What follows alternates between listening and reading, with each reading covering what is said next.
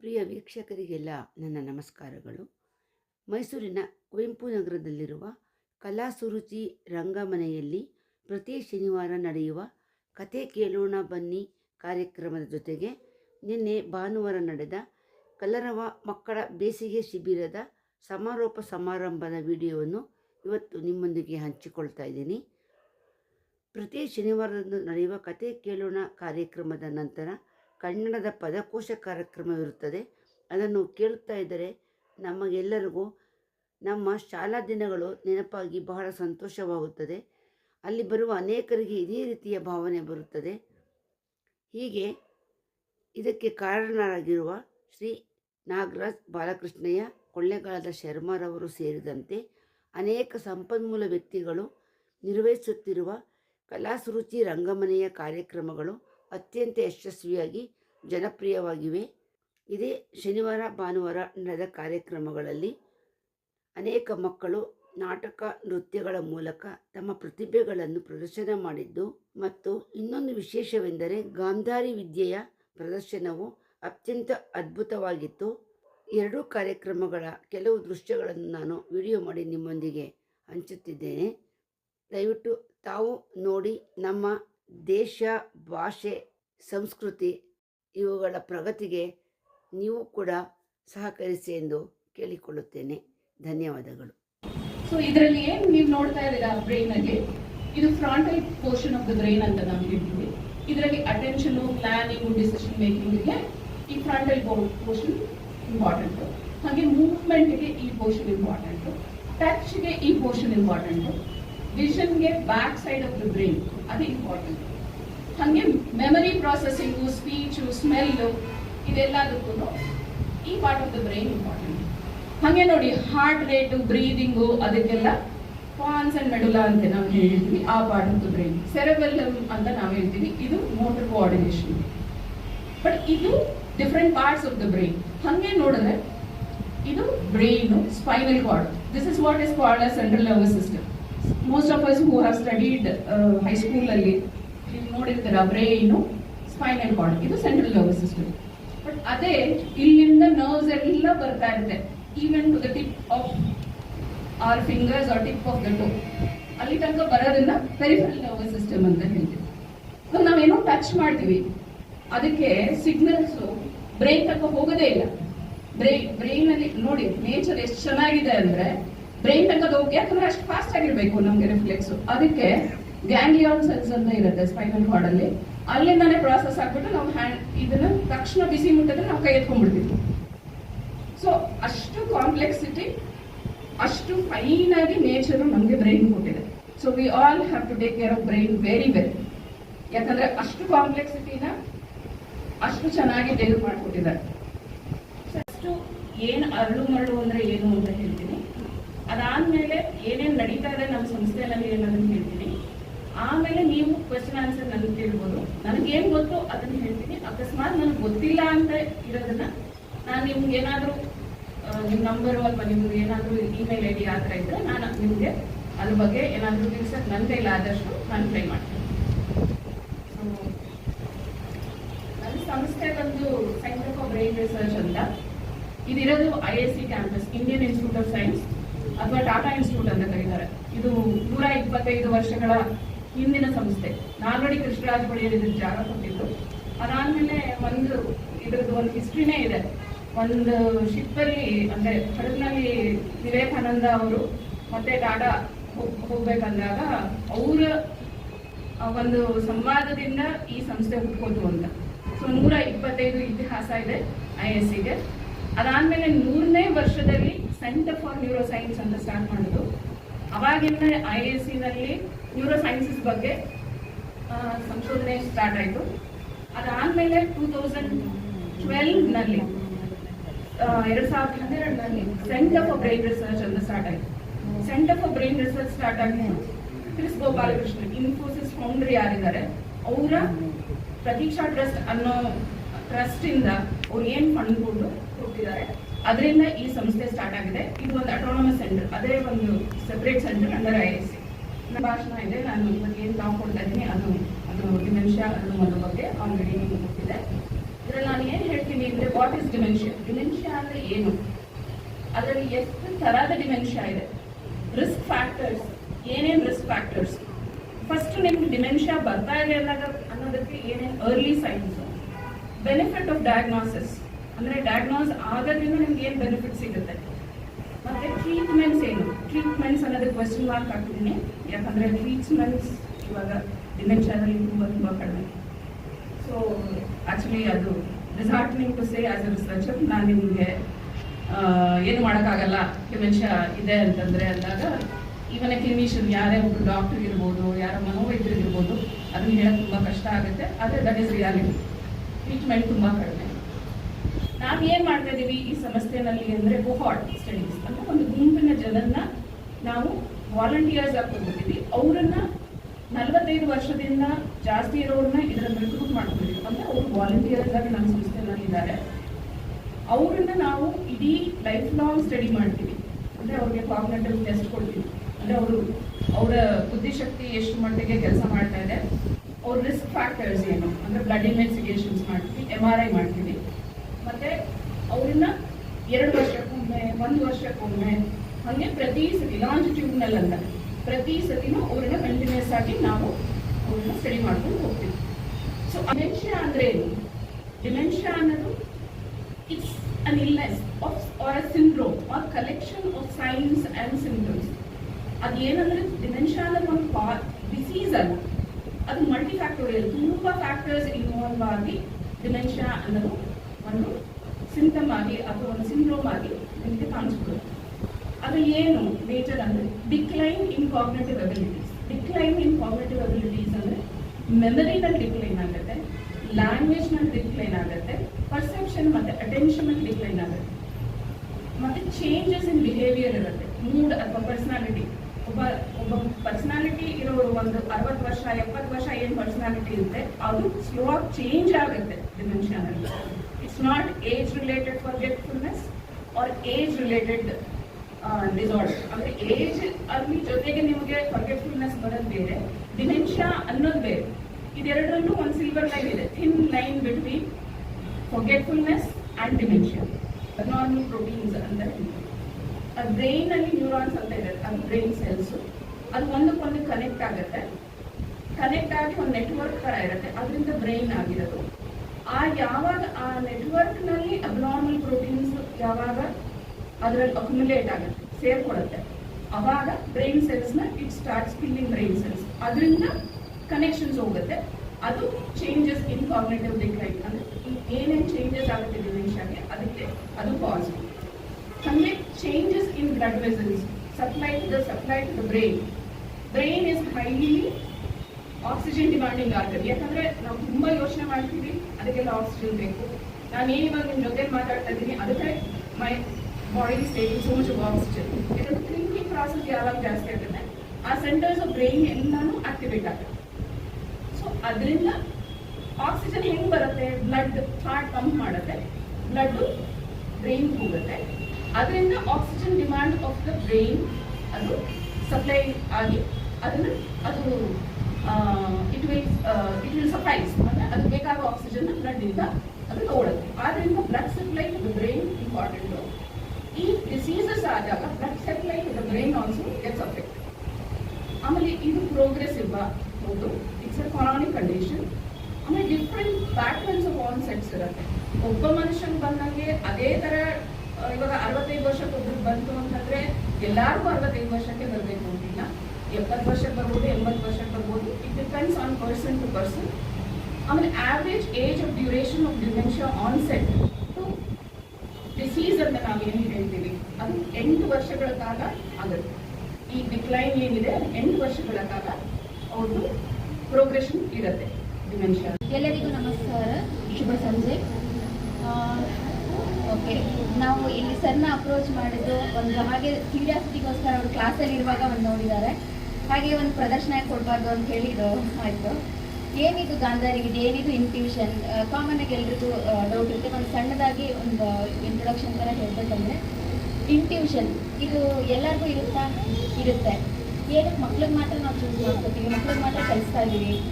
ಯಾಕೆ ಅಂತಂದರೆ ದೊಡ್ಡವ್ರಿಗೆ ಅಷ್ಟು ಸ್ಪೇಸ್ ಇರಲ್ಲ, ಅವ್ರಿಗೆ ಸ್ಟ್ರೆಸ್ ಜಾಸ್ತಿ ಇರುತ್ತೆ, ಅವ್ರ ಇಂಟ್ಯೂಷನ್ ಜೊತೆ ಅವ್ರು ಕನೆಕ್ಟ್ ಆಗ್ತಿರಲ್ಲ. ಯಾಕಂತಂದರೆ ಮೆಕ್ಯಾನಿಕಲ್ ಲೈಫ್, ಡೈಲಿ ಎದ್ದರೆ ಏನು ಮಾಡಬೇಕು ಏನು ಮಾಡಬಾರ್ದು ಎಷ್ಟು ಸ್ಟ್ರೆಸ್, ಸೊ ಅವ್ರಿಗೆ ಬೇಗನೆ ಇಂಟ್ಯೂಷನ್ ಜೊತೆ ಕನೆಕ್ಟ್ ಆಗಲ್ಲ. ಮಕ್ಕಳು ಆಗಲ್ಲ, ಅವ್ರು ಎವ್ರಿ ಡೇ ಲೈಫಲ್ಲಿ ಅವ್ರ ಇಮೋಷನ್ಸ್ನ ಆಚೆ ಹಾಕ್ತಾರೆ, ಅಳುವಂತ ಅಳ್ತಾರೆ, ನಗುವಂತ ನಗ್ತಾರೆ. ಸೊ ಅವ್ರಿಗೆ ಇದು ಸುಲಭವಾಗಿ, ಅಥವಾ ಒಂದು 16 ವರ್ಷದ ಮಕ್ಕಳಿಗೆ ಇದು ಸುಲಭವಾಗಿ ಕಲಿಬೋದು. ಏನು ಉಪಯೋಗ ಇದರಿಂದ? ಇಂಟ್ಯೂಷನ್ನ ಒಂದ್ಸರಿ ಕರಗತ ಮಾಡಿಕೊಂಡ್ರೆ ಅದರಿಂದ ತುಂಬ like sky is the limit ಅನ್ಬೋದು, ಅಷ್ಟು ಪ್ರಯೋಜನಗಳಿದೆ. ನಿಮ್ಮ ಮನಸ್ಸು ನೀವು ಹೇಳ್ದಾಗೆ ಕೇಳೋಕ್ಕೆ ಸ್ಟಾರ್ಟ್ ಮಾಡ್ತು ಅಂದರೆ ಇನ್ನೇನು ಬೇಕು ಅಲ್ವಾ? ಸೊ ಇದು ಬಿಗಿನಿಂಗ್ ಸ್ಟೇಜ್ ಆಗಿರ್ಬೋದು. ಈಗ ಎಲ್ಲರಿಗೂ ಕಲರ್ ಐಡೆಂಟಿಫಿಕೇಶನ್ ಅಥವಾ ಆಬ್ಜೆಕ್ಟ್ ಐಡೆಂಟಿಫಿಕೇಶನಿಂದ ಇದು ಸ್ಟಾರ್ಟ್ ಆಗುತ್ತೆ. ಕೆಲವೊಂದು ಮಕ್ಕಳು ಅದರಲ್ಲೇ ತುಂಬ ಮುಂದೆ ಅಚೀವ್ ಮಾಡಿದ್ದಾರೆ. ಸೊ ಅದೆಲ್ಲ ತುಂಬ ಎಕ್ಸಾಂಪಲ್ಸ್ ಇದೆ ಈಗೇನು ಮುಂಚೆ. ಸೊ ಇವಾಗ ನಾನು ಬೇಸಿಕ್ಕಾಗಿ ಅವ್ರಿಗೆ ಯಾವ ಲೆವೆಲ್ ಇದ್ದಾರೆ ಅದನ್ನು ನಾನು ಪ್ರದರ್ಶನ ಮಾಡೋಕ್ಕೆ ಟ್ರೈ ಮಾಡ್ತೀನಿ.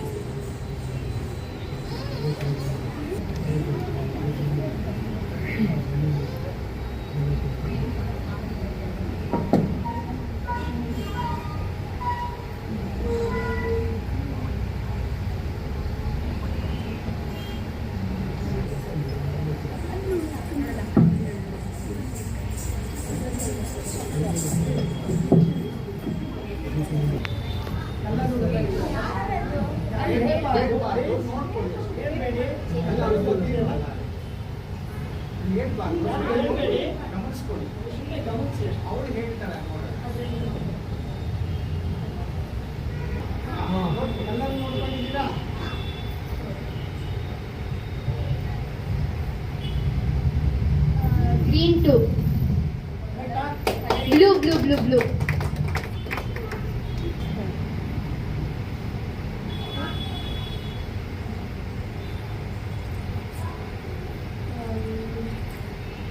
Red 8.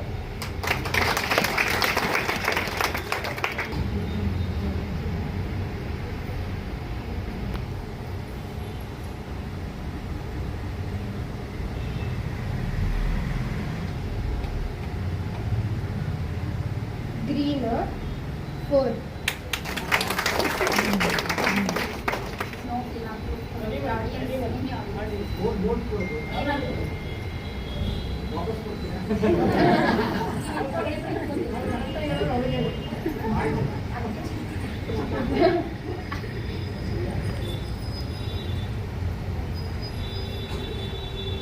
ಚಿಕ್ಕದೊಂದಕ್ಕೆ ಚಿಕ್ಕಿದೆ ಕೊಟ್ಟಿದ್ದಾರೆ 20. Serial number 10C614435. 10C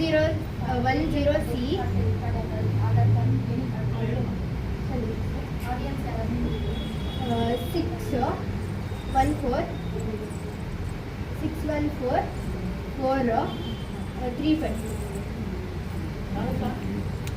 ಇಲ್ಲ, ನೀವು ಹೇಳಿ ಸಾಕು, ನೀವು ಹೇಳಿ ಸಾಕು, ನಮಗೆ ಅಷ್ಟೇ.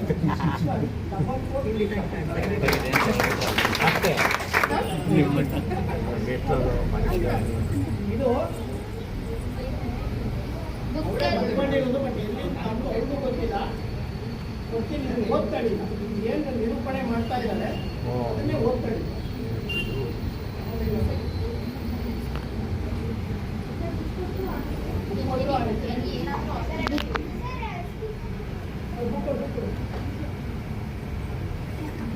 ಯಾರು ನಾನು ಒಳಗೆ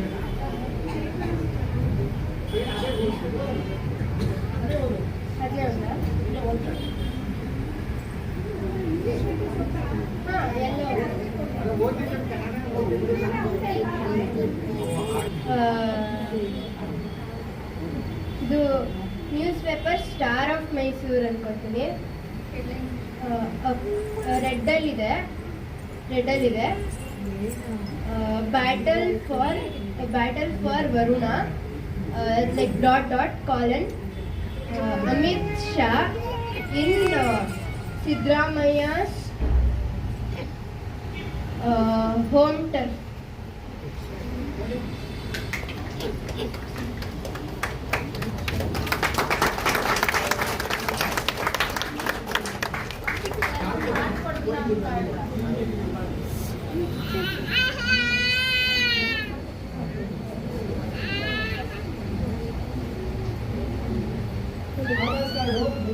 ಇಂಥವು ಯಾವುದೇ ಏನು ಗೊತ್ತಾಗಲ್ಲ.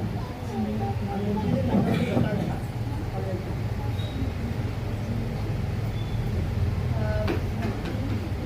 ಬಾಲಕೃಷ್ಣಯ್ಯ ಸರ್ದು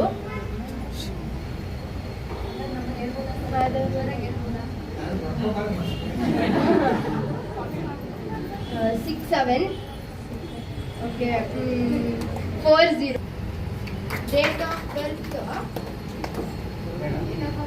ಬೇಡವಾ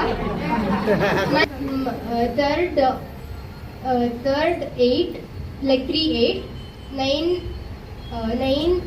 19 59 ಕರೆಕ್ಟಾ sir? Narendra RS Nagendra RS 4610 7223 Nagendra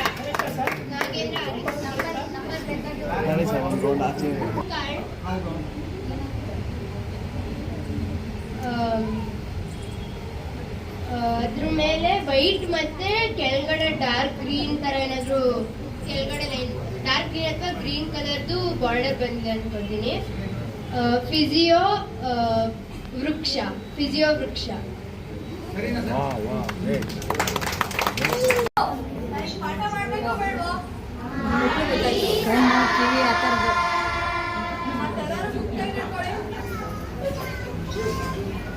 tuition ಬಂದಿದ್ದೀರಾ ಅಲ್ವಾ? ಸರ್ ರವಿಮುನಿ ಕೃಷಿಕ ಬಂದಿಲ್ಲ. ನಾನು ಸ್ವಲ್ಪ ಹೊತ್ತಲ್ಲಿ ಬರ್ತಾರೆ ಕೂತ್ಕೊ. ಅವ್ರ ಅಪ್ಪ ಕಾಲ್ ಮಾಡಿದ್ರು ಕಣೋ, ಇನ್ನೊಂದು ಸ್ವಲ್ಪ ಹೊತ್ತಲ್ಲಿ ಬರ್ತಾರೆ ಕೂತ್ಕೊ. ಮಕ್ಕಳೇ ಇವತ್ತು ಆಹಾರದ ಬಗ್ಗೆ ಪಾಠ ಮಾಡ್ತೀನಿ, ಎಲ್ಲ ಗಮನ ಇಟ್ಟು ಕೇಳಿಸ್ಕೊಳ್ಳಿ. ಆಹಾರ ಬಾಯಿಯೊಳಗಿಂದ ಅನ್ನನಾಳಕ್ಕೆ ಬಂದು ಜಠರ ಸೇರಿ ಅಲ್ಲಲ್ಲಿ ಉತ್ಪತ್ತಿ ಆಗುವ ಹೈಡ್ರೋಕ್ಲೋರಿಕ್ ಆಮ್ಲದಿಂದ ಪಚನವಾಗುತ್ತೆ ಅಂತ ಹೇಳಿದ್ದೆ. ಆಹಾರವನ್ನು ಸರಿಯಾದ ಸಮಯಕ್ಕೆ ಸೇವಿಸಬೇಕು. ಅದಕ್ಕೆ ಸಮಯ ನಿಗದಿ ಮಾಡಿಕೊಳ್ಬೇಕು. ಪದೇ ಪದೇ ಕಾಫಿ ಟೀ ಕುಡಿಯೋದಿದ್ರೆ ಏನಾದ್ರು ಚಿಂತನೆ ಇದ್ರೆ ಹೈಡ್ರೋಕ್ಲೋರಿಕ್ ಆಮ್ಲ ಉತ್ಪತ್ತಿ ಆಗುತ್ತೆ ಅಂತ ನಾನು ಹೇಳಿದ್ದೆ. ಮಂಗಳ, ನೀನ್ ಹೇಳು, ಈ ಪದೇ ಪದೇ ಈ ಆಮ್ಲ ಜಠರದಲ್ಲಿ ಉತ್ಪತ್ತಿಯಾಗ ಏನ್ ತೊಂದರೆ ಉಂಟಾಗುತ್ತೆ? ಹೈಡ್ರೋಕ್ಲೋರಿಕ್ ಆಮ್ಲದಲ್ಲಿ ಹುಳಿ ಇರುತ್ತೆ. ಈ ಹುಳಿ ಜಾಸ್ತಿಯಾಗಿ ಆಹಾರ ಜೀರ್ಣವಾಗೋಕೆ ತೊಂದರೆ ಆಗುತ್ತೆ. ಇದರಿಂದ ಗ್ಯಾಸ್ ಟ್ರಬಲ್ ಶುರುವಾಗುತ್ತೆ.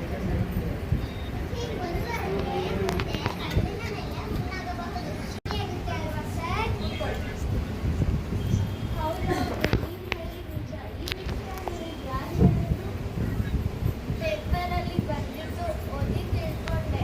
ನಮಸ್ತೆ ಸರ್. ಓ, ಬನ್ನಿ ಬನ್ನಿ ಕೂತ್ಕೊಳ್ಳಿ.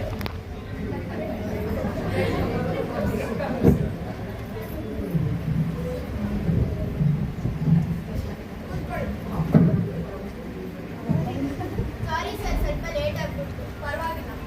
ಸರಿ ಸರಿ, ನೀವು ಬಂದಿದ್ದು ಒಳ್ಳೇದಾಯ್ತು. ಇವರೆಲ್ರಿಗೂ ಆಹಾರದ ಪೋಷಕಾಂಶಗಳ ಬಗ್ಗೆ ಮತ್ತು ಅವುಗಳ ರಕ್ಷಣೆ ಬಗ್ಗೆ ಹೇಳಬೇಕು ಅಂತಿದ್ದೆ. ಸರಿಯಾದ ಸಮಯಕ್ಕೆ ಬಂದಿದ್ದೀರಾ.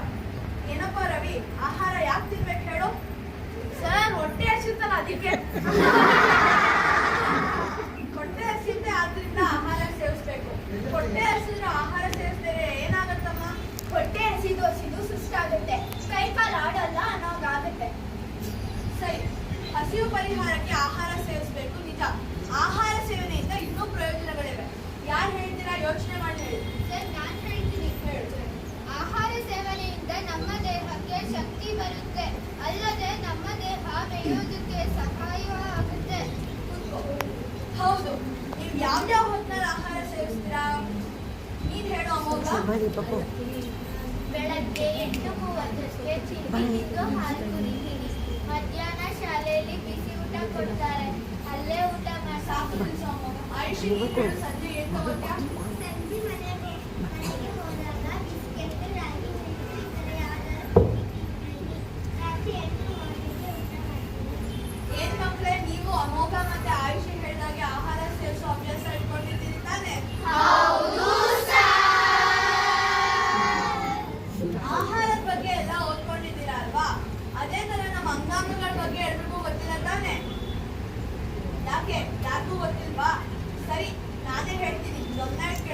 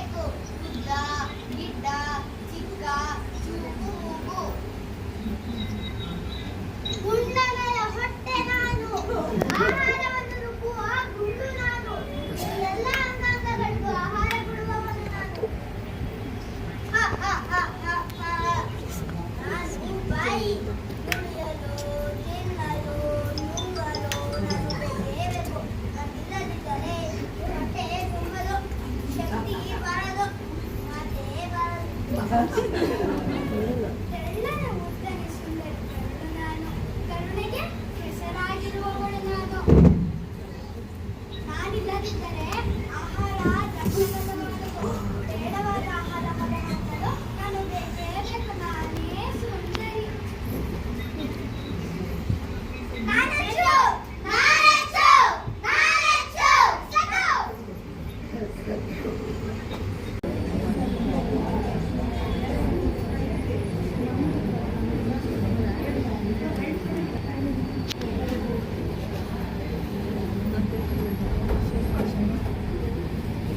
ಅಮ್ಮ, ಯಾಕೋ ತುಂಬಾ ಕಾಲು ನೋವ್ತಿದೆ. ಲೇ ಕೃಷಿಕಾ, ಕರೆಕ್ಟ್ ಆಗಿ ಕೈ ಹಿಡ್ಕೊಳೆ. ಏ ಬಾರು. ನೋಡಮ್ಮ, ರವಿ ಮತ್ತೆ ಕೃಷಿಕ ಚಾಟ್ಸ್ ತಿನ್ಕೊಂಡ್ ಬರ್ತಾ ಇದಾರೆ.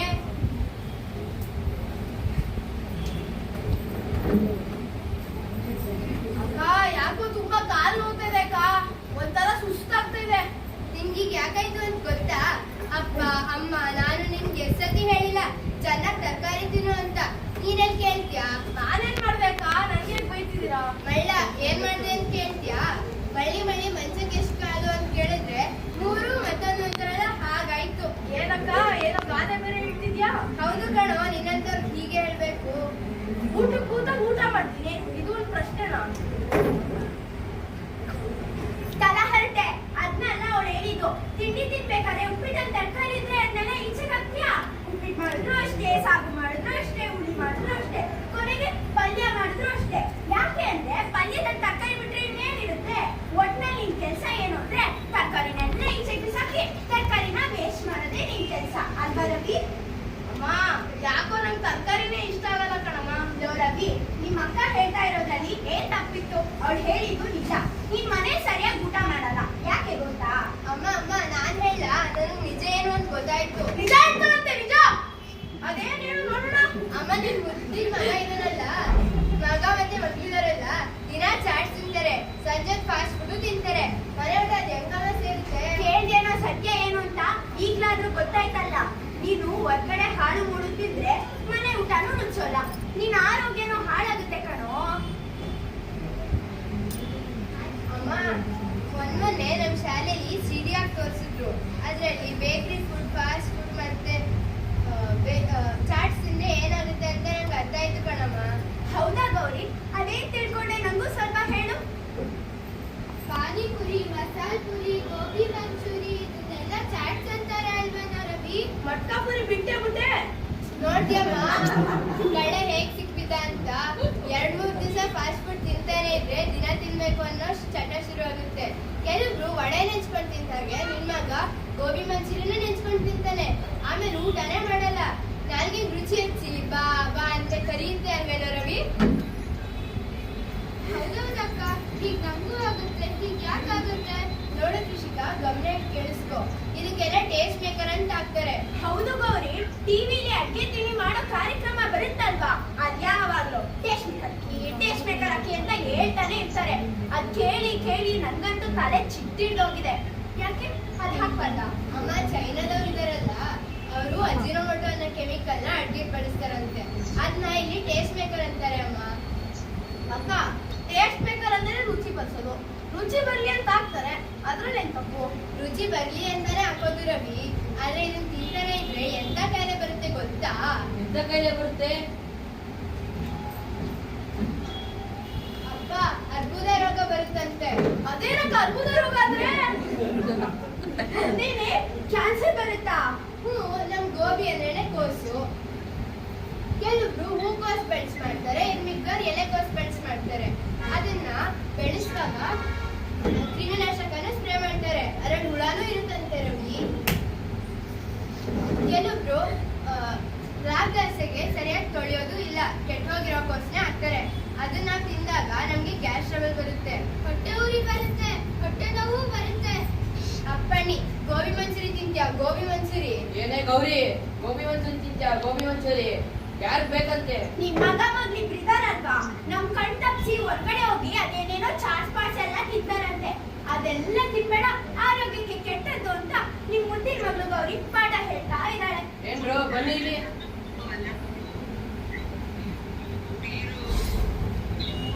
ನಿಮ್ಮಮ್ಮ ಹೇಳ್ತಾರೆ ಇದು ನಿಜವೇನ್ರು? ತಪ್ಪಾಯ್ತಪ್ಪ.